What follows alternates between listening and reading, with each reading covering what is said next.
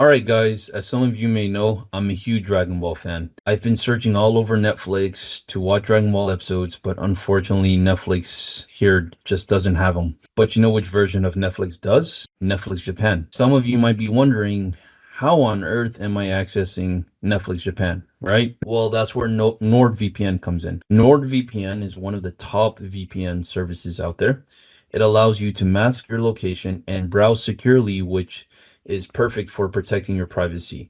Plus, NordVPN can basically change your location to anywhere in the world with just a few clicks. So it's just as easy as that. That's how I'm able to access Netflix Japan and binge all of the Dragon Ball episodes that I can fathom. It's not just about watching international shows, however. NordVPN adds an extra layer of security basically as you're browsing, so your personal information stays safe and your online activity remains private. If you want to unlock more content and protect your privacy online, head over to nordvpn.com/Harariboy to get over 70% off a 2-year subscription plus 3 months free. And if you don't like it, you can cancel within 30 days and get a money back guarantee. It is worth the peace of mind and extra content you'll have access to.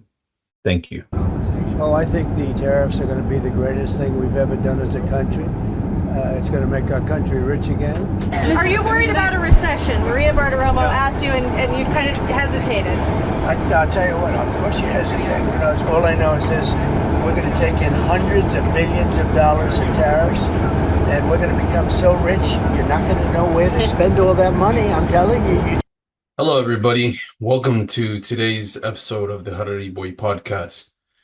Man, oh man, oh man, do we have a whole slew of topics to tackle for you guys here today. So without further ado, let's get right into it. Today we're going to talk about, of course, tariffs again. So Trump released a new set of tariffs. Let's go ahead and take a look at that. And then also, I saw an interesting clip on how to fix the economy. Just thought I'd relay it to you guys as well. And then also, we're going to talk about, there's been a lot of chitter chatter and a lot of panic, especially with the stock market, of a looming recession. So we'll definitely get into that as well. And then, we're going to take Dave Ramsey's perspective on Trump's tariff as well. So we'll be tackling that. And then, from there, manufacturing jobs have been added to the economy. So we'll take a look at that, just how many and what that means for the overall economy. And then finally, we'll talk about chips being manufactured here in America. All right, without further ado, let's go ahead and get right into it.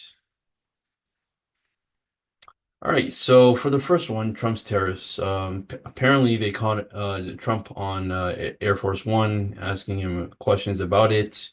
He says some pretty interesting things. I want to take a look at his comments, and then let's go ahead and react. I've seen the retirement counts fall in recent day. They're getting very nervous about these tariff conversations. Oh, I think the tariffs are going to be the greatest thing we've ever done as a country. It's going to make our country rich again. We have many companies, as you know, auto companies are opening up plants now. We've had 4 or 5 announced already, but many more are coming.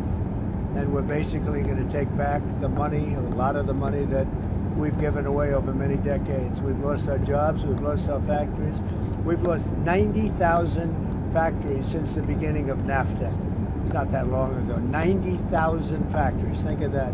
And we're going to get them back, and they're coming back, and they're coming back in records. Look at what happened with the big chip company, the biggest in the world, by far the most powerful chip company in the world, from Taiwan, and they're going in with $200 billion of money, and they're going to build something that's going to give us 35–40% of the chip market in one company. No, it's going to bring it back, and I think it's going to make us bring us to a level that we've never had before. All right, yeah, so you heard that. I mean, it sounds like good news on the surface right now, and I'm pretty sure it is. I mean, already this quick, jobs are already coming back to the country, so you already see the impact of the tariffs and the positive impact it's having on the economy. So I always like to use the gym analogy, short-term short-term pain breeds long-term gain. So, I mean, in the short term, I'm sure there's going to be some pain felt with these tariffs, but the market reacting as fast as it is, I don't think that pain will last long. Hopefully, we can avoid a lot of other things this year. So we'll get into that, but yeah, Trump reenacted his tariffs, in case you guys didn't hear, this month.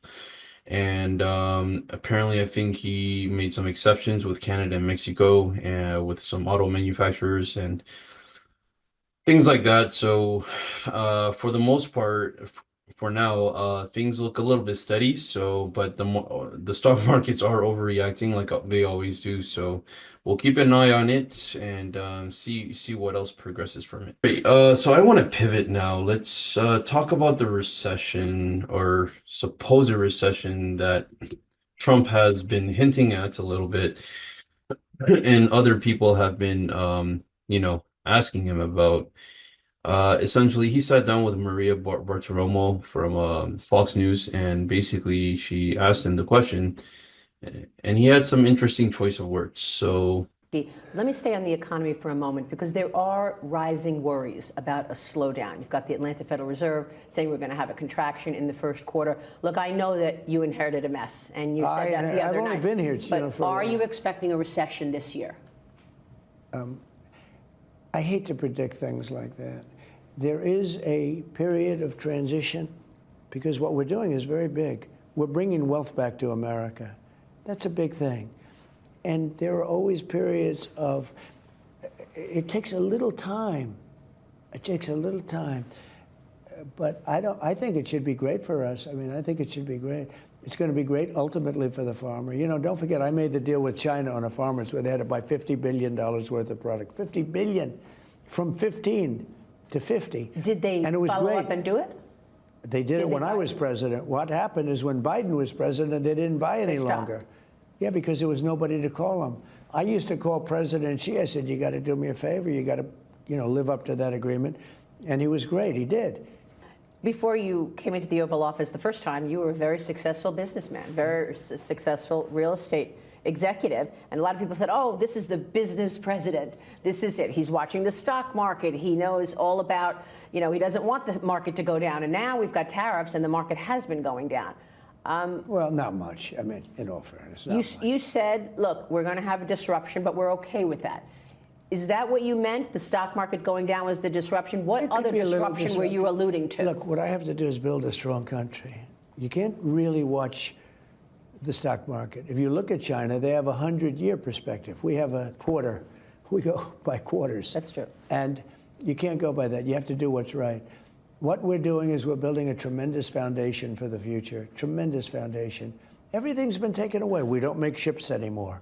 We don't, you just saw one of the biggest shipbuilders in the world, one of the biggest shipping people in the whole world. In the Oval Office with you. In the Oval Office. He's announcing a $20 billion investment in the United States, which he would have never done except for this. But look at this. Honda, Toyota, they're all coming in. You take a look at what's happening. The chip maker, the greatest chipper, Mr. Wei, the biggest in the world by far, is going to spend $200 billion on making a massive plant to make chips. So that's your message? Build it here? Build it here, there's no tariff. yeah, so you heard that. Essentially, that kind of ties back to what I said. This is a very temporary thing, hopefully, that we'd have to go through. But essentially, the idea, I mean, for the tariffs to begin with is to make companies build here, bring jobs back here, and everything like that. I feel like that gets lost in the mix with everything that gets said about this, all the panic and hysteria about tariffs. We have to come to a realization that a lot of our job market has fled the country. Or, as a matter of fact, a lot of our domestic companies that have stayed in the country are outsourcing elsewhere as well. So there's two things going on, and this is making the job market pretty scarce. And we just grew accustomed to the scarcity of the market, hoping for new jobs to appear and things like that, and saying goodbye to our old jobs, Well, imagine if we had both. Imagine if we had new jobs and the old jobs coming back, like, the automotive industry again. Like that's huge. We'll talk about, the manufacturing jobs that just been added. It's a huge number, but overall, I mean, I see the economy flourishing in the near future. So, like Trump joked, I mean, everyone, we analysts, and we do an analysis on the economy every quarter on a quarterly basis. I mean, companies look at 1 quarter or 2 quarters and, they panic, and that's when they do the layoffs and stuff, unfortunately. Whereas other places, they look at, their economy overall over the past 100 years, like he said, and things like that. It's just a different setup. So things are a lot more like in the now here, unfortunately.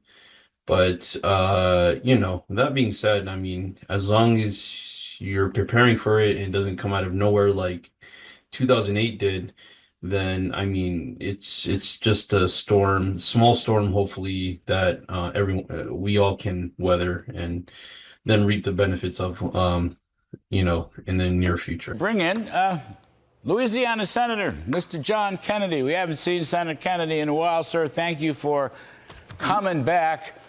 Quick comment on, Scott Besson. He's probably come by. You've interviewed him. This guy's an old school, elegant Southerner, sharp as a tack, pro-growth. I think he's a mainstay of the Trump cabinet. What do you think, Senator Kennedy? What's your view of him? Here's what I think the Treasury Secretary understands well.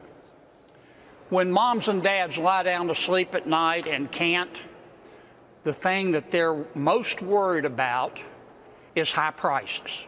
That's not to say they're not worried about other things, but it's high prices, and we can't lose sight of that. We can get these high prices down, but we're going to have to do 3 things, and I think Scott understands it. Number 1, we've got to reduce spending. Number 2, we've got to deregulate the economy so goods and services cost less. And number 3, we've got to redesign the tax code so it looks like somebody designed it on purpose. Now let's get to the economy, right? And how to fix it. Apparently, I saw something online that was really interesting. So let's take a look at what Senator Kennedy says, and then I'll read off some of my own thoughts on the equation as well. As you pointed out, since 2010, GDP growth has averaged a little over 2%. That's not enough. It's got to be 3% or better. That will stimulate the economy and grow wages. If we do those 3 things, as I think the Treasury Secretary understands, people will be able to deal with these high prices, and products and services will go down. But we're not talking enough. We're talking about the things we need to do, Larry, to get high prices down, but we're not tying them together for the American people, and the Treasury Secretary is very good at that. Yes. Most of the publicity has been on the spending cuts, and look, I'm all for them. I think Elon Musk is a rock star. The tofu crowd is mad, but when you trim fat, pigs squeal. That's just the way the world works. That's the law of nature. Well, so just on the inflation front, getting costs down, and you're 100% right. Look, for 2 or 3 years on this show, I talked about Biden's affordability crisis, where prices rising faster than wages. So now, Senator, just work through it with me. On the one hand, we can lower tax burdens on the middle class, so that'll help pocketbooks get a little fatter.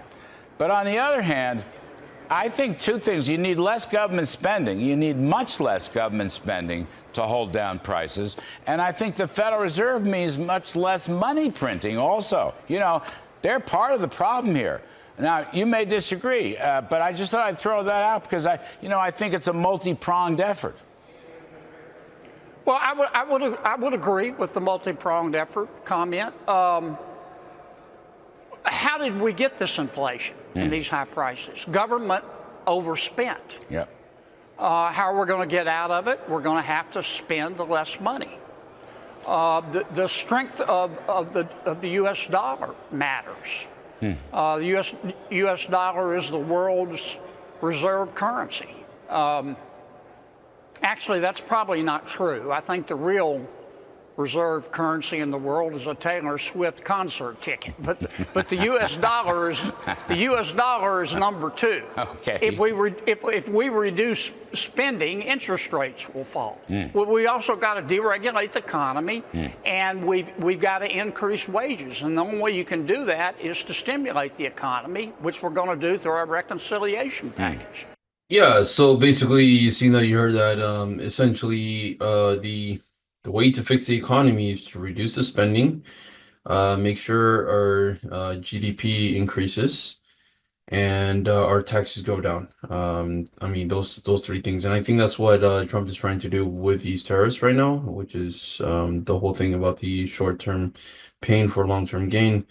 Eventually, our taxes should be hopefully eliminated. So we'll see what happens with that.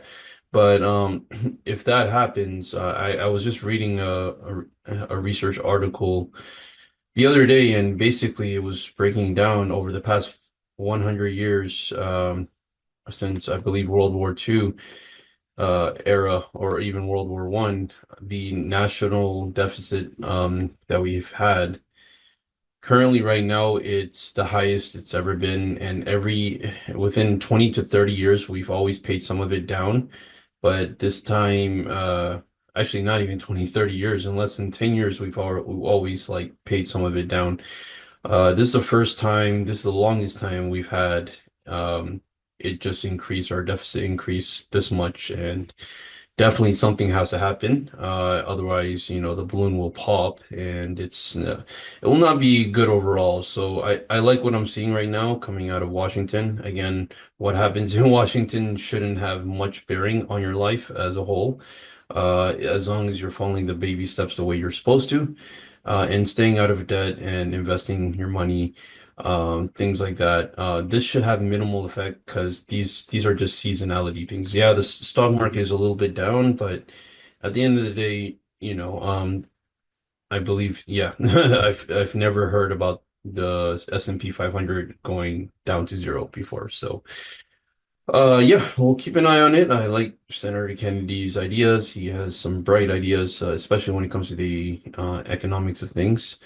So yeah, just stay tuned for what's to come on that. This is that you will ban on the tariffs on aluminum and the ones that are planned for April 2nd. No.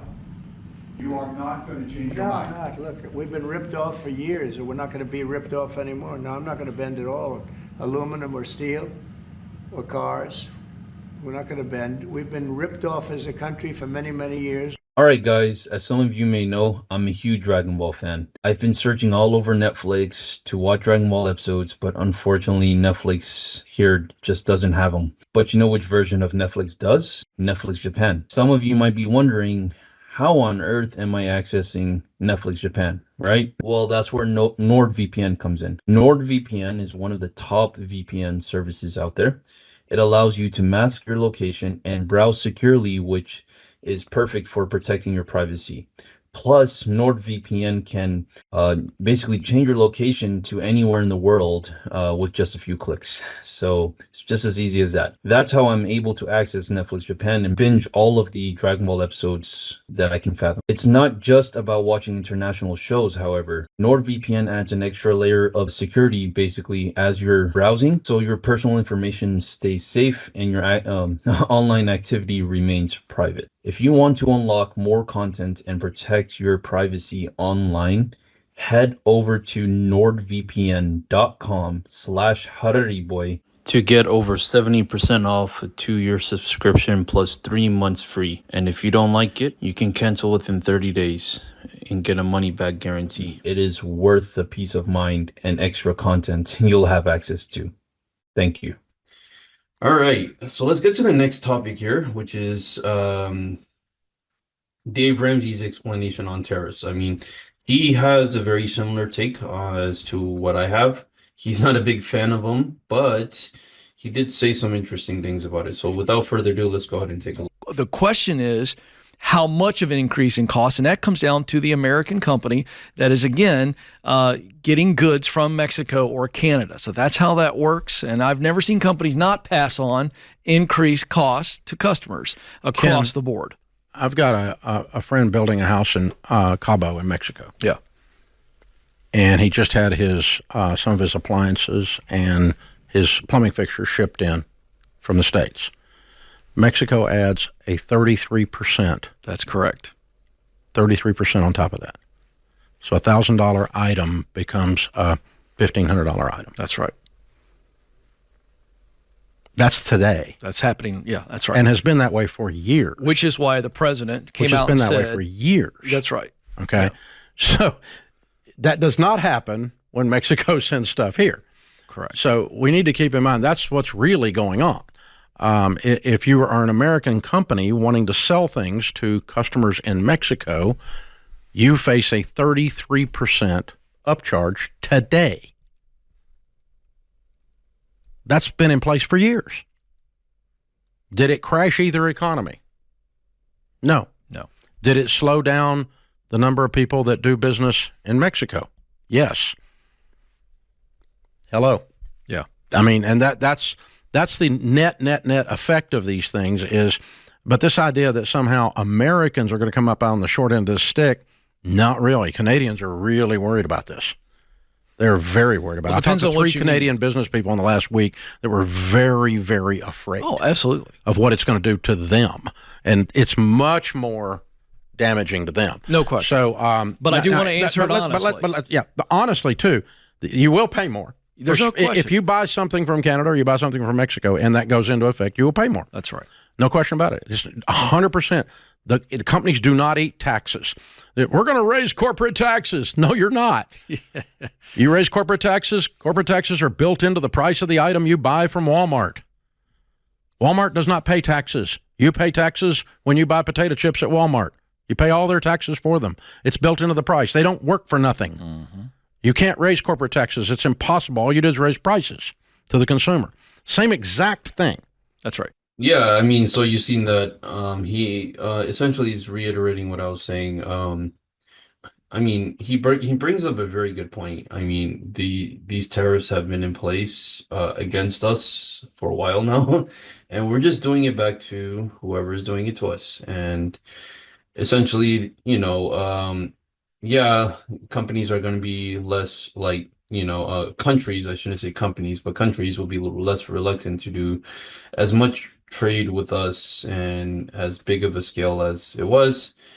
But, it hopefully they will realize, the tariffs are just not good for neither countries, and maybe they might reduce some of them. And, with the reciprocal tariffs, theirs will get reduced from there. And that's overall the strategy that's going on here. Dave Ramsey kind of hit on the nail there, saying like, other countries are worrying more about this than we are, and there's a reason for that, so that being said, don't worry too much about the tariffs. Don't lose sleep over it. I know they're saying eggs, this and that. Actually, the egg prices, they're saying, might go down after this whole bird flu thing is, kind of taken care of. But yeah, I mean, don't feed into the hysteria. Just look at it pretty objectively and look at the overall benefits down the line. Trying to shrink government and grow the private sector. That's what we've been doing. So these are incredible numbers, and they're very early. I mean, we're here for 5 weeks. Mr. President, how concerned are you that the large-scale federal government layoffs will weaken the labor market? No, I think the labor market's going to be fantastic, but it's going to have high-paying manufacturing jobs as opposed to government jobs. We had too many people in government. You can't just do that. We had too many. This is for 40 years. This isn't just now. This built up and got worse and worse, and they just hire more and more people. You look at Department of Education, it seems like so many buildings. I ride by, it says Department of Education. They're all over the place. All right. With that said, let's get to now the manufacturing jobs. Several manufacturing jobs have been added to the US and the first 2 months of this year, and that is huge. Because the manufacturing industry has long been looked at as a dying industry because of, AI, um, jobs being outsourced to other countries, things in that, the automotive industry being shipped away in terms of jobs. So yeah, various different things happened to that sector. It was a little weird sector. Yeah, it was always one of the ones that was hiring, but definitely was hit probably the hardest by these different phenomena that's been happening over the past 30 years. So let's go ahead and take a look at this video, just entailing it, and then we'll go ahead and read it. During the first full month in office, we've not only stopped that manufacturing collapse, but we've begun to rapidly reverse it and get major gains. We created 10,000 manufacturing jobs in February alone. That hasn't happened in a long time. And these aren't government jobs, which actually we cut. These are private sector manufacturing jobs. So we gained all of those jobs, 10,000 jobs, and we barely started yet. That's a very unusual number. People are surprised by it. I'm even a little surprised. The ISM Manufacturing Survey and the S&P Manufacturing Survey have also confirmed that our administration is presiding over a brand new domestic manufacturing boom after major collapse under Biden. It was a collapse. All he did is keep adding new government jobs, which are not the jobs you want. And Yeah, so essentially you've seen that. Essentially, this is good news for the tech industry because although this is chip manufacturing and it kind of ties into manufacturing jobs, I mean, you still need engineers, you still need designers, you still need people, behind making the chip. So overall, I think this is a good trend. It could spur up better tech jobs down the line, and already we're seeing as an effect of this, from what I was reading, Apple and Google are now investing heavy in the economy here to bring back a lot more jobs in the tech sector as well. So that's very good news. Hopefully the white collar layoff is closing to an end, and hopefully the abundance of jobs that we had during COVID, or maybe even more than that, will return. So yeah, we'll keep an eye on it. But like I said, I like what I'm seeing. The economic indicators, it might not feel like much right now, but we just have to give it time. But yeah, with that being said, that's it for today's podcast episode.